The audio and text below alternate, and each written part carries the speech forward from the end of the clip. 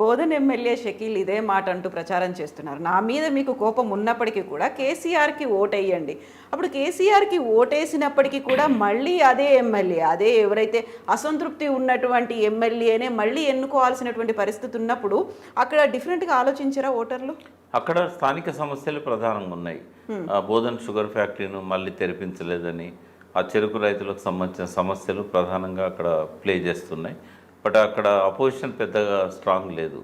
Opposition strong లేకపోవడం అనేది ముస్లిం voters 40% దాకా ఉండడం అనేది షకీల్కి కలిసి వచ్చిన అవకాశం. అది దానివల్ల ఆయన మళ్ళీ గెలుస్తాడని నేను చెప్పగలుగుతాను. బట్ బోధన్లో మాత్రం ఆ చెరుకు రైతుల ఇష్యూను ఇప్పటికీ సాల్వ్ చేయలేదు. ఈసారైనా చేయాల్సిన అవసరం ఉంది. దాని మీద కవిత గారు దృష్టి పెడుతున్నారు. నెక్స్ట్ 5 yearsలో ఆ ఇష్యూ సెటిల్ చేయాల్సిన అవసరం ఉంది. బట్ అక్కడ షకీల్ ఏం చెప్పినా అక్కడ కేసీఆర్నే చూస్తారు. అక్కడ ముస్లిం ఓటర్స్ వాళ్ళు తీసుకున్న నిర్ణయం మీదనే ఆడ బీఆర్ఎస్ తరఫున షకీలే ఉన్నాడు కాబట్టి ముస్లిం ఓటర్స్ ఆయనకే పడతాయని అనుకుంటున్నాం. ఒకవేళ అక్కడ షకీల్ లేకుండా ఎవరైనా ఉంటే కొంత కాంగ్రెస్ స్ప్లిట్ చేయడానికి అవకాశం ఉండేది. ఇవాళ ఓవైసీ గారు కూడా పెద్దగా వ్యతిరేకత వ్యక్తం చేయట్లేదు ప్రభుత్వం మీద. కాబట్టి ముస్లింలలో ఒక సానుకూలత ఉంది. కాబట్టి కేసీఆర్ గారికి ఉన్న అనుకూలాంశాలు, షకీల్కు ఉన్న రిలీజియస్ స్ట్రింగ్ ఏదైతే ఉన్నదో ఆయన గెలవడానికి ఉపయోగపడుతుంది. ఇప్పుడు మీరు చెప్పిన ఒక లెక్క ప్రకారం 60-70% కేసీఆర్ అంటే అనుకూలంగానే ఉన్నారు, కేసీఆర్కి ఓటు వేయడానికి రెడీగా ఉన్నారు అనుకున్నప్పుడు వాట్ అబౌట్ 30-40%? అందులో చాలా కీలకంగా జరుగుతున్నటువంటి ప్రచారం సామాజిక తెలంగాణ రాలేదని, ఉద్యమకారులకి నిజంగా జరగాల్సినటువంటి న్యాయం దక్కలేదు అనేది. రెండు ఉన్నాయి ఇక్కడ. సామాజిక తెలంగాణ అనేది ఓవర్నైట్లో వచ్చేది కాదు. బట్ ఈ విషయంలో కొంత చేయాల్సిందైతే మిగిలే ఉంది. ఆయన ఒక్కొక్క సెక్టార్ను తీసుకొని పనిచేస్తున్నారు. వైద్య రంగం ఇప్పుడు ఫోకస్లో ఉంది. అంతకుముందు కొంత విద్యారంగం మీద ఎక్కువ పెడుతున్నారు. 5,000 కోట్లు 7,000 కోట్లు ఈ సంవత్సరం పెట్టారు. సరే, సాగునీరు, విద్యుత్తు ఇవన్నిట్లో కూడా చాలా వేగంగా ఆయన ప్రోగ్రెస్ చూపెట్టగలిగారు. బీసీల విషయంలో మాత్రమే ఇంకా చేయాల్సింది మిగిలిపోయింది. సరే, ఇప్పుడు ఏదైతే పథకాలు తీసుకొచ్చారో ₹1,00,000 ఒక్కొక్క కుటుంబానికి అని చెప్పి ఎలక్షన్స్ దాకా ప్రతి నెల కొంతమందిని సెలెక్ట్ చేసుకొని ఒక్కొక్క విలేజ్కి 4-5, కొంతమందికి 1 lakh వస్తున్నది.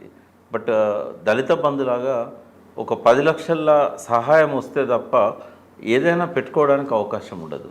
1 లక్ష ఇచ్చినంత మాత్రాన తీసుకున్న వానికి సాటిస్ఫాక్షన్ కలగడం లేదు. రాని వాళ్ళు ఎక్కువ మంది మాకు ఇవ్వలేదు అనేది ఒక అసంతృప్తి వ్యక్తం చేస్తున్నారు.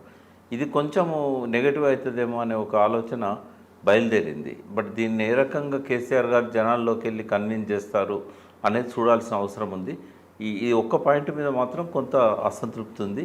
బీసీలలో ఎంటర్ప్రీనర్స్ కావాలనుకున్న వాళ్ళకి కావాల్సిన రుణ సదుపాయం కానీ, సబ్సిడీస్ కానీ కార్పొరేషన్ల ద్వారా నామమాత్రంగానే అందినాయి. ఈ సామాజిక తెలంగాణ అనే దానిలో మేమెంతో మాకంతా, మా వాటా మాకు దక్కాలి అనే నినాదం ప్రధానమైనది. సరే, అధికారంలో ఎట్లాగో వాటా దక్కడం లేదు. కనీసము మా అభివృద్ధిలో, మా జీవన ప్రమాణాలు పెరగడంలో మా వాటా మాకు రావాలి అనేది ఒక బలమైన డిమాండ్ అయితే ముందుకొచ్చింది. ఈ బీసీలలో ఉన్న అసంతృప్తిని ఎంతవరకు కేసీఆర్ గారు పాజిటివ్గా మలచగలుగుతారనే దాని మీద చాలా సీట్లలో గెలుపు, మెజారిటీ ఈ రెండు కూడా ఆధారపడి ఉన్నాయి.